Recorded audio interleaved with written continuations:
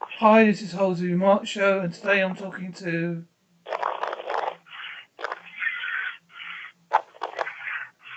Me. And who is me, sir? I am Walt Christos.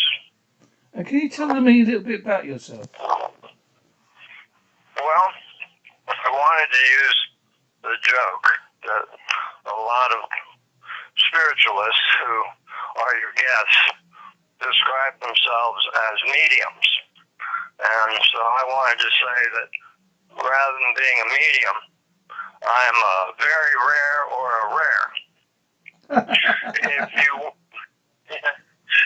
wanted to tag me on many things, but I would describe myself as a metaphysician, a spiritualist, a psychic, a shaman, a shamas, or a shaman in the energy hierarchies.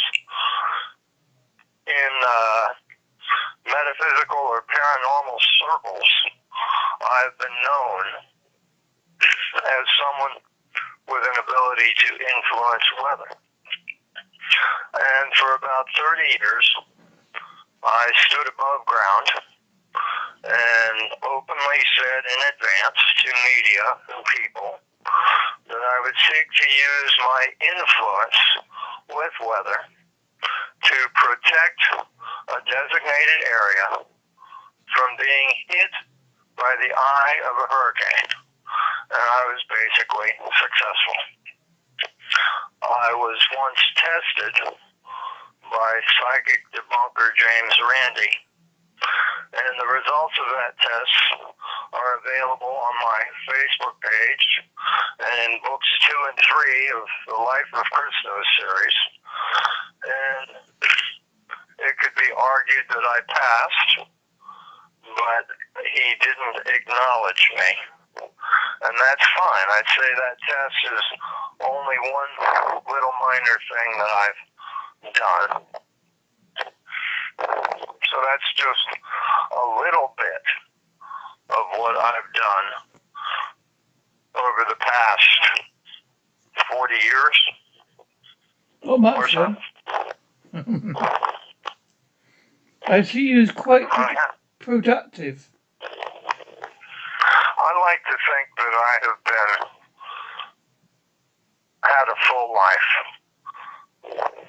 For about 12 years, I was a moderator, editor, or publisher of an online publication called A Forum with No Name.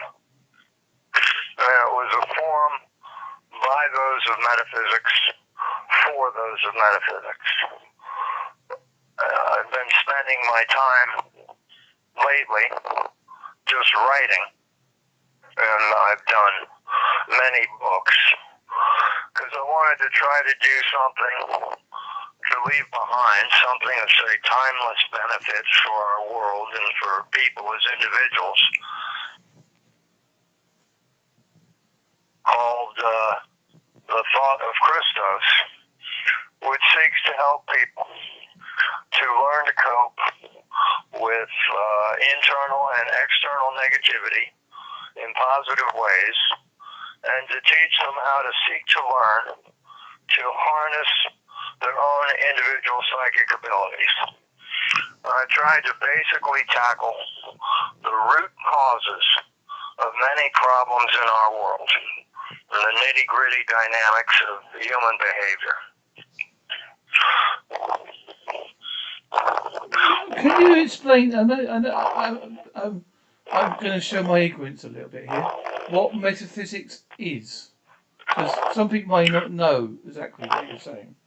All right, I'll give you two definitions. According to Webster's dictionary, metaphysics was originally, say, more of a philosophy. It's concerned with trying to focus on the common denominators of different things, because one of the original meanings of a metaphysician was bridge builder, a tries to connect things together. All right? And according to Britannica, it was an applied science that was intended to try to harmonize our world in a holistic manner, to bring together in a healthy way the different pieces of humanity as a body. And I mean like a human physical body, that we all are different parts of one body. And for our own health, it is good when we can get that body to work together rather than fighting itself. I like that idea. Especially in the present climate. Especially me. Oh. Yeah. You are in a wonderful position where you get to speak with in different places in the paranormal community. Okay? Yeah. And that means that each interview you do is part of your learning experience.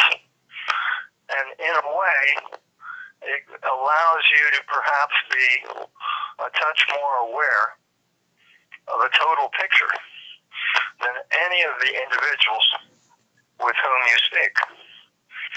So, I wanted to know, what do you think is important today in the paranormal or spiritual community?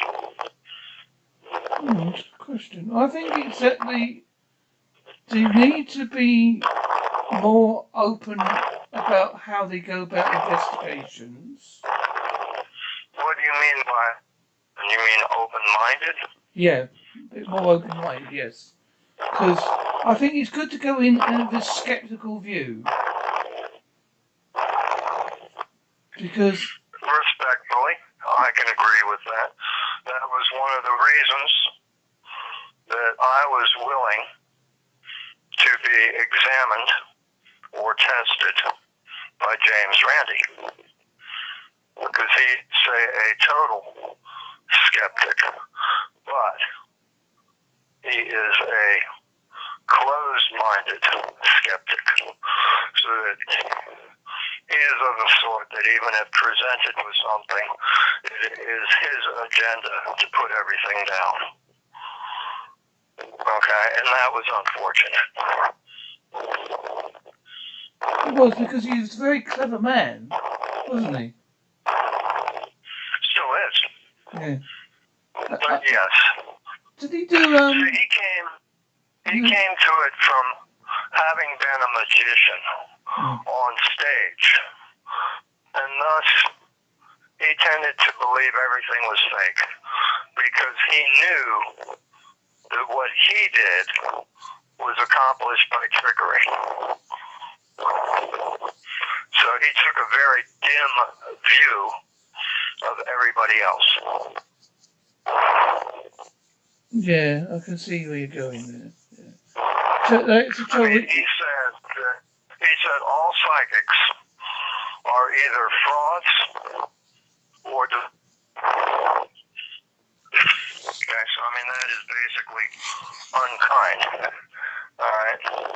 I mean you are either you know what you are doing is a lie, or if you believe in it, you're just crazy. You must be all crazy then. Well, there's something to be explored. There's thousands of years of stuff going on. And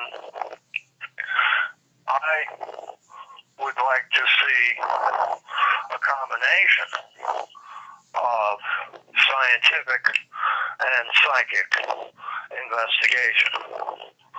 I would love to see people take their little scientific measuring devices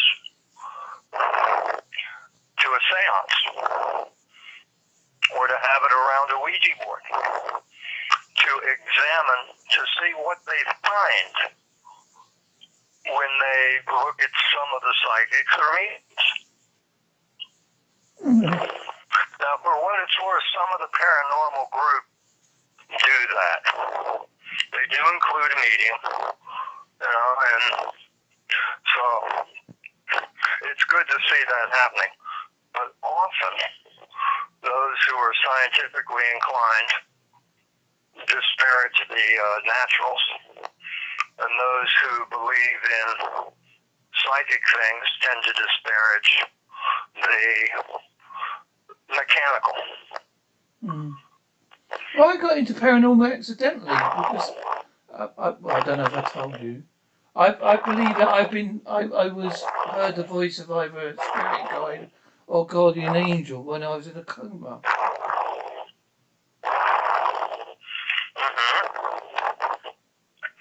Some might say that was due to oxygen deprivation, but I was going to say that. I mean, I've always had that doubt in my head because at the time I had a blood sugar of 124.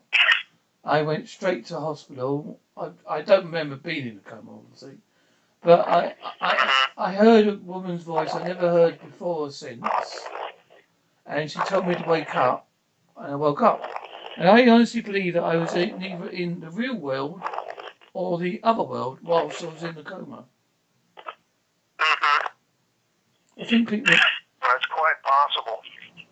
A lot of people said that. I believe that people have different ranges of perception, that we each individually have different tools.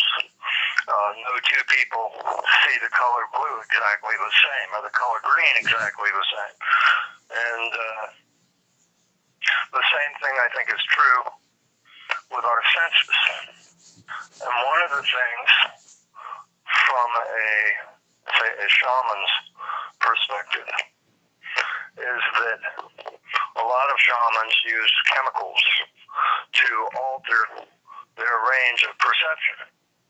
Okay? Yeah. And they see things. One of the most current things going on is use of DMT that suddenly reveals aliens around us in a different vibratory plane, but all of a sudden the people on that chemical can perceive them. So perhaps when you were in your coma, your normal range of perception was changed, and that allowed you to connect with other. I use the word other as a generic word to describe anything else other than normal human beings. That's didn't thought that. And that's why in bodybuilding, people take supplements. These supplements allow them to push themselves harder than they normally would. And it causes nerve growth, which muscles then follow. Okay? And you stop using those supplements, and you still retain that nerve growth, which, if you look at this as it applies to the paranormal, that means that once your range of perception has been altered a little bit, you might still get to keep some of that, even when you are returned to normal. Yeah, that's strange because sometimes I get strange feelings that I can't explain. I just think, oh well, it's just me, because I've got memory problems and stuff like that. So I just think it's just me. Algae's good for memory problems and ginkgo biloba, but your radar, the way you perceive, is going to be somewhat unique to you. And so one of the tasks of each individual in learning how things work as far as they're connecting with the paranormal, is learning how it works for you. So if you can start translating what these sensations might be associated with, it's like a radar, okay? Your sensations. Maybe it's indicating to you a presence that your normal senses can't easily transmit to your brain. Yeah. That's why I like talking to people like you. Because I learn more, like you say, you learn more each time. I make mistakes along the way, like any other human being. But I own up to them. Correct. I say, if I make a mistake, I say, oh, I'm sorry, I was wrong. Yeah. It's better. One of the ways I put it is thinking that you know can keep you from knowing. And essentially what this means is once you have made a belief solid, all right, and that is what you know, then you will defend it. Okay? Yeah. So thinking you know can keep you from knowing. It is allowing yourself to listen and to learn, even if you're filtering what's being told to you. All right? That's where your growth is. I don't know that much that is paranormal is relevant to the well-being of an individual. Okay? To me, it's like examining life in the concrete. We know life is there, but how many people really want to follow it? You know, we have to do our jobs or be concerned with family or loved ones or home, you know, survival. And so anything beyond that is just like a pleasant digression, a hobby, if you will. And I think that's one reason some people are uncaring about the paranormal. So for me, my bafflement today is people's who say they are interested in the paranormal who then don't do anything to display an interest in the paranormal, right? Yeah, I'm with you. Yeah. They say they're interested, but they don't follow it through. I am on Facebook. I do not ask people to connect with me. Okay? I now have 4,000 people who are connected with me. Alright? I belong to 750 paranormal, metaphysical, or spiritual groups all over the world on Facebook. Okay? Yeah. I visit these groups and I pick interesting items from each group and share it on my Facebook timeline. And in return, then I post a blurb on that group's Facebook with either one of my past interviews or a link to my books, right? I will be sharing this as well. Okay, thank you. But what baffles me is that it is so rare for me to even have one person like one of the paranormal items that I share. I'll put a joke out there and 25 people will say they like it, right? Yeah. I will post someone's video with good EVPs or orbs or something happening from one of the paranormal groups. It gets no likes at all, right? When I post to those groups, no nobody indicates that they even looked at it. Not even the administrators of the group. Oh, that's Right? not nice. That's not right. I always like to say, oh, thank you. Costs nothing. It just baffles me because these people, I've got 4,000 people who asked to connect with me, who are then not showing any interest in the paranormal stuff when that is why I'm there. I mean, if they don't have the interest in the paranormal, then why have they asked to connect with me? You know? I can't answer. I mean, I look at the profiles. I look at the profiles of people who ask to connect with me. If it looks like it's going to be porn, I don't connect with it. If it's anonymous, I don't connect with it. I need to see something that indicates, first of all, that they're a living human being. And then second of all, it'd be nice if I see some interest in something paranormal, right? Yeah. So, I mean, I have cults, so I'm not giving just to everybody. I'm only getting those who seem interested in the paranormal. I mean, that's one of my little pet peeves or bafflements with the paranormal community today. I mean, what would it take for them 1 second to click like? I understand, yeah. I agree with you there. Costs nothing to be polite in the world, does it? My granddad told me that. When he was alive, my granddad said to me, always be polite, always say please and thank you, and you'll get a long way in the world. I agree with that for the most part. I mean, put it this way, there's no need to be unnecessarily nasty. It just works against you in the long run.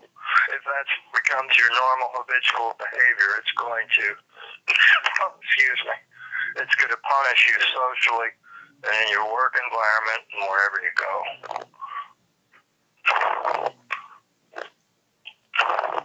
I agree. What other things do you cover then? You're breaking up just a little bit. Sorry. What other things do you cover? Pardon? A cover? What other things do you look into? Like you like of interest? Basically anything paranormal. I mean, aliens, interdimensional stuff, psychic stuff, healing, teleportation, anti-gravity propulsion, the cutting edge of science. I am in my own twilight. That's why I mentioned if I put together the book, The Thought of Christos, which will outlive me and hopefully be beneficial for people. And then I have my journal, which is The Life of Christos, and it's a series that's out there, okay? But as far as what I'm doing today, I make art, and I write, and I'm retired, and I am in theory dying, because I have a COPD. I have good days, and I have bad days. So I'm not that concerned with being out and about. I spend a lot of time at home. Yeah, I can understand that. My wife has got breathing problems as well, so we can not as bad as yours, but I can appreciate what you're going through. I think some of mine is environmental. I know a lot of people might not like that, but there's a lot of heavy industry with a lot of air pollution, and it lands here. And I was from Florida, southeast Florida, where the air was clean and salted, so very, very healthy. And now I live in Virginia, just south of Richmond. So the air is a whole different ballgame for me, and I think that has impacted me some. That can happen, yes, because didn't they years ago when you had TB, didn't they advise you to go to a hot climate? Depends upon your problem. And then they advise you often to go to a hot and dry climate, like Arizona. But as a Floridian, I was more amphibian. And I mean, I lived in a very humid environment, and I thrived in it. So for me, it's like you get a frog that lives in a pond and throw him in a desert and say, well, at least it's a dry heat. Well, that's not what the frog wants to hear. No. Okay? You said you did art. What kind of art do you do? What kind of style? Pardon? You said you do art. Pardon? You do art? Yeah. What kind of style? I do portraits. I do faces. And anyone who wants to find me can look for Jualt, which is Jualt.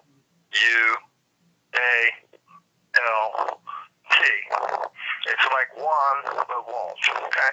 If you just search for Jualt, either with Google for the World Wide Web or on Facebook, you'll find me. I was on Bebo for a long time and mostly focused on my art when I was on Bebo, and I had a lot of admirers across Australia, New Zealand, South Africa, India, Canada, everywhere that's so, but then I think ultimately Bebo shut down. I don't know if it's still around. I know that when I tried to search for it on Google, I could not find it. Well, I've got a strange story about Bebo. It's a slightly odd connection. But I used to live in Holsworthy, which is in Devon.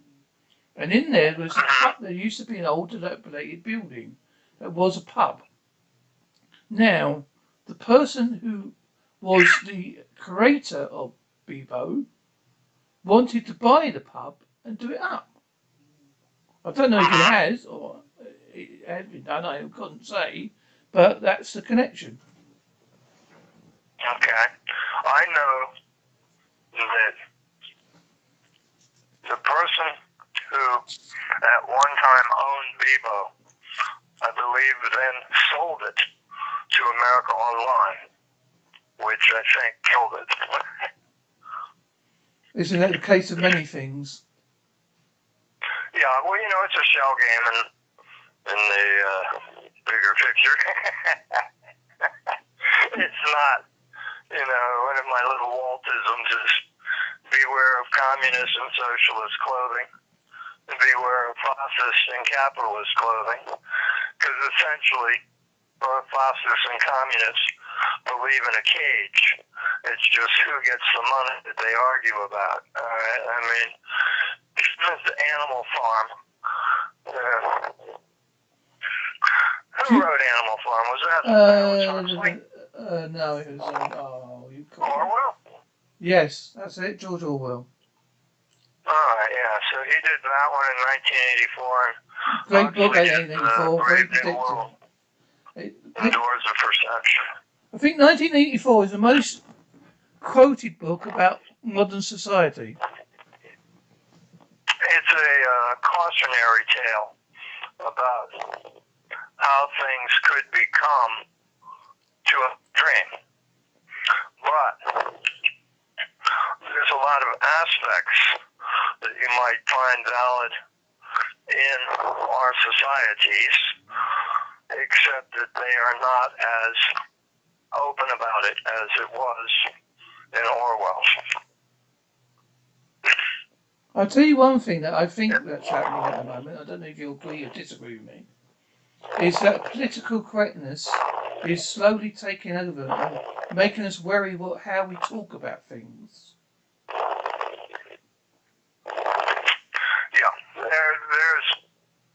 it goes back and forth on that. There's a pendulum between freedom and control. And right now we're swinging more towards the control. I mean, even in the U.S., where liberals used to be advocates of freedom of one sort, just caring for people, they were in control, became puritanical, right, about what's politically correct.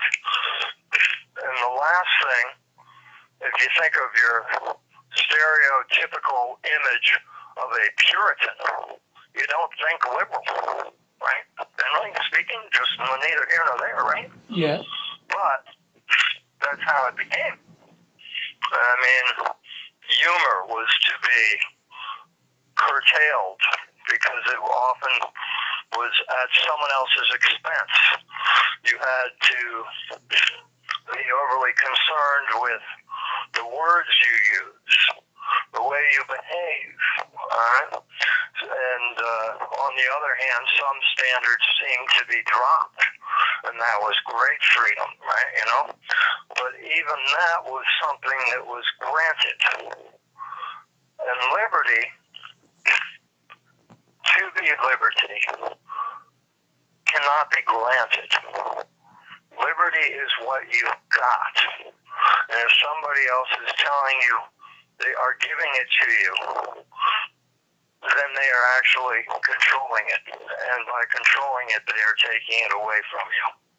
The best thing, like you say, is the way you do it for comedy. Because years ago, certain comedies used to push the nail a bit. You know, they could just a little bit controversial, which comedy should be. Yeah.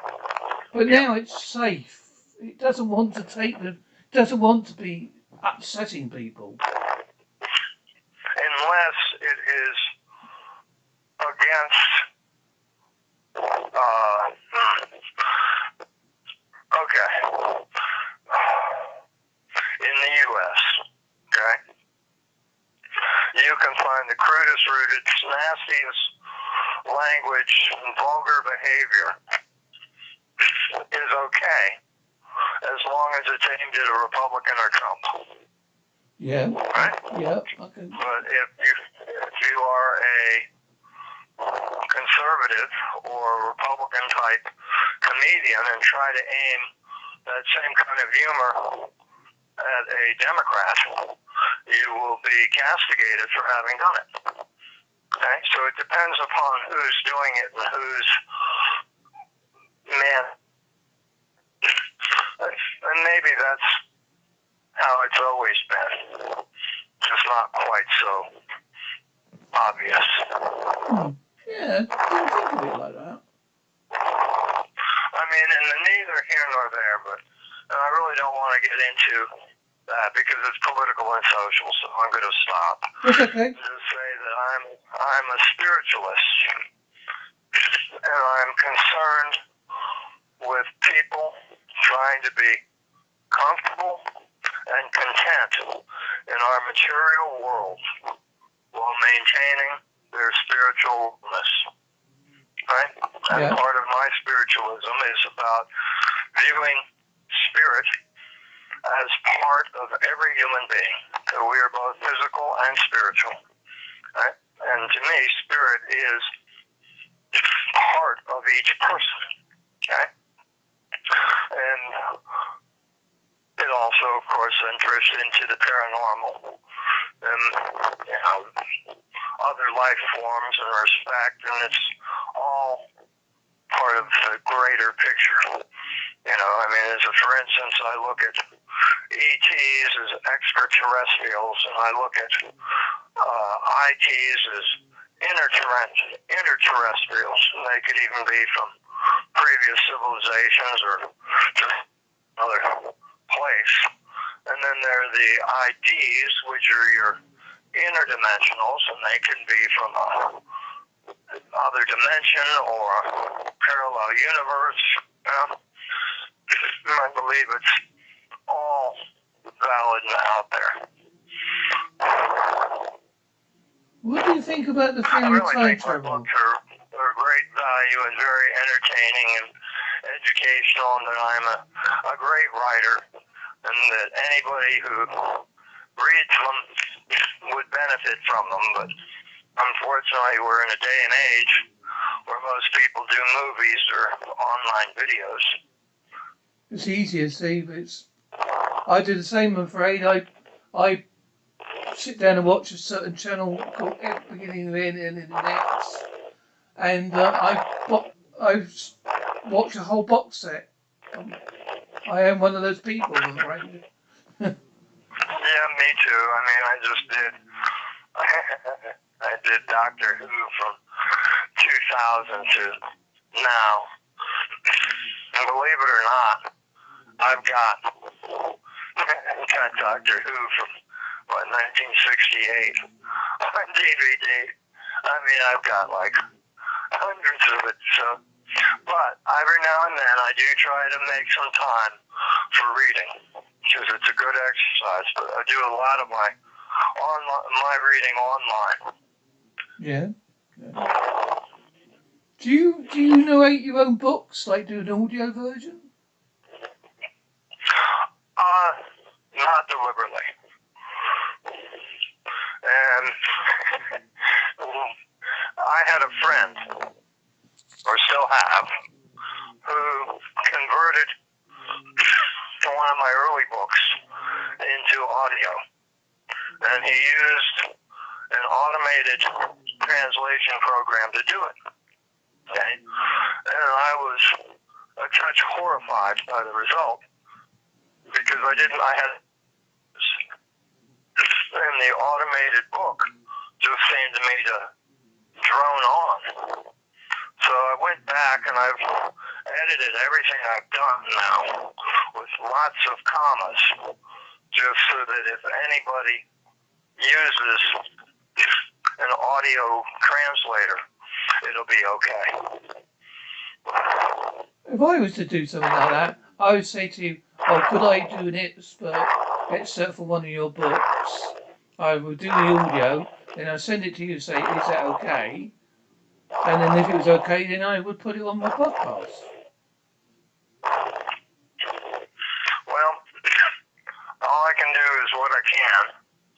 And so that's just a step for me for now. Right now I'm working on one, and I hope to be finished with it in 3 weeks at the most.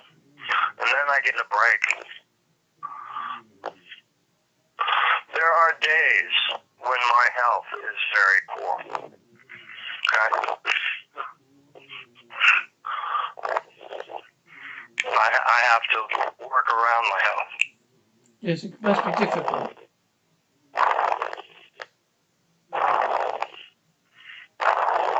It must be difficult with the breathing to have a conversation like this today. It can be. A conversation works because it allows me to pause and breathe. When I'm forced to just talk and talk and talk and talk, that can be difficult. I joked once that when I am active too much, I get oxygen deprivation, and it makes me slap happy, and I'm prone to terrible humor. And the joke is that I could die laughing. Oh, I like that one. I do like your sense of humour, sir. I'd be sitting on my back, unable to breathe, just laughing away, going, I'm dying.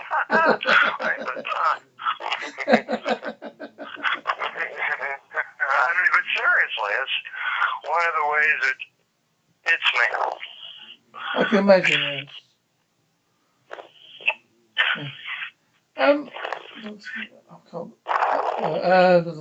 right. Can you give a link to anybody that's listening to where to go to find your books? They're on Amazon and Barnes and Noble. So you just look. You can either search for Jualt, Jualt, or look for, say, the life of Christos. And if you look for the life of Christos on Facebook, I've set up a nice web page there. Okay? Yeah. And go to the photo albums. And I have 4 types of photo albums there. One is links to all my radio interviews. One is links to all the newspaper articles. One is links to some of my favorite sayings. And then the last one, there's 4 of them. The last one is links to my books where they can be found and bought online.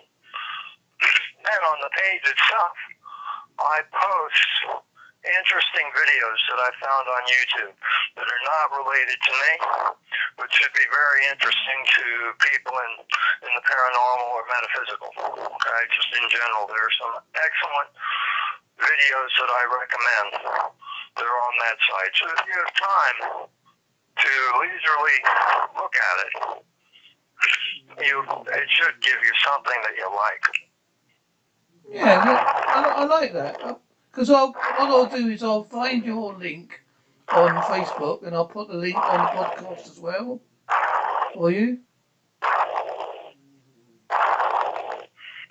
Pardon? I'll find your link, your Facebook link, and I'll put the link on the podcast so that people can look at the link or click on it. And also what I'll do... I intend to add this interview to the radio interviews on that Facebook page with radio interviews. I was going to say, do you want me to send you the download link? Yeah, if you're on the Facebook, just type in the life of Christos and it should come up. One can hope. I'm sure they manage things, so I'm never guaranteed that they will actually bring someone to me, and they might give you 12 alternatives. That's what Google and Amazon do. Yes, so it's like my name. If you put Mark Anthony Rains, sometimes you get like a rapper. That's not me. That's why I had to put AKA Ghostman as well, because then it's that way it makes me more individual. Those are the approved alternatives that they would rather have you go rather than to the weeds in the garden. Oh, the dog's in the background. He wants to be on the show. Yeah, you can hear her. Yeah. Yeah, she's in the other room. What kind of dog have you got? I have a 70-pound pit bull, and she's wonderful. She is an angel. And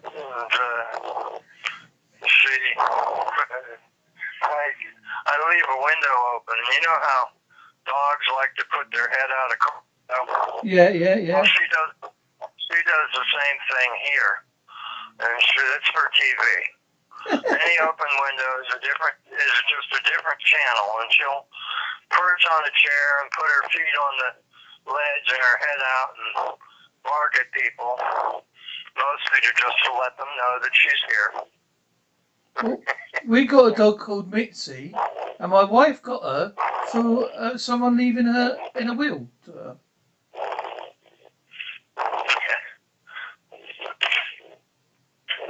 And she is a Jack Russell. Well,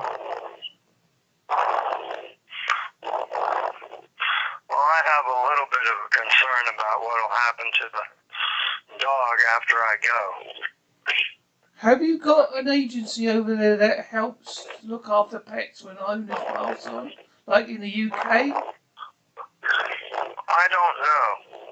It's worth you looking it up. Like, have you got like a equivalent to I don't know what you would have in America, animal rescuers or? We have a humane society and an animal rescue league and a society for the prevention of cruelty to animals. You could But ask none one of of them. them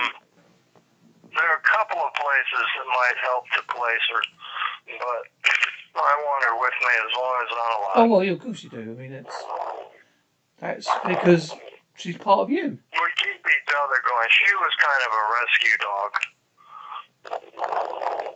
She was with some people that couldn't really handle her, and their focus was on their children rather than on her. And in some ways she was neglected perhaps, or perhaps abused. And she and I became friends.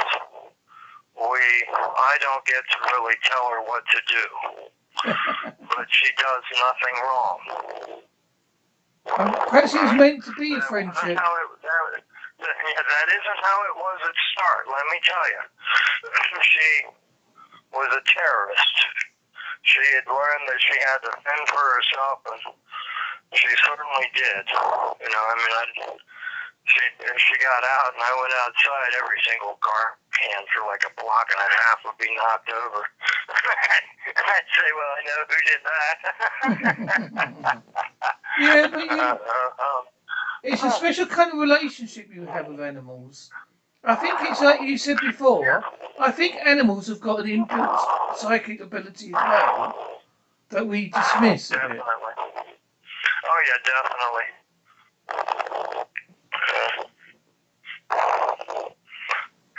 And that's why I think that the link that you got with your dog was meant to be, like you said earlier on about things being connected.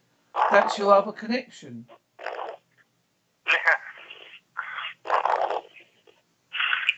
I mean, I could be talking absolute gaga, but I do believe that. That's one of the things for both my book and Shaman, is that it's all about connections and relationships.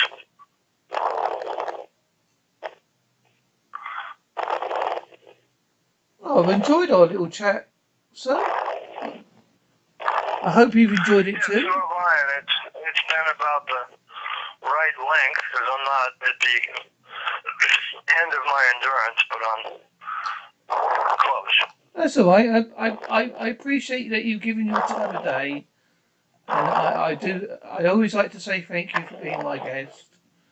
I will send you the download link. Thank you for having me, for giving me the opportunity. I hope something I've said has been useful to you or useful to others. I'm sure it will. And I'm sure people will take great knowledge that you, even through all your difficulties, you can still do a wonderful interview with intelligence. One can hope. I'd like to thank you again, and have a good day, sir. You too. Pleasant evening. Bye then.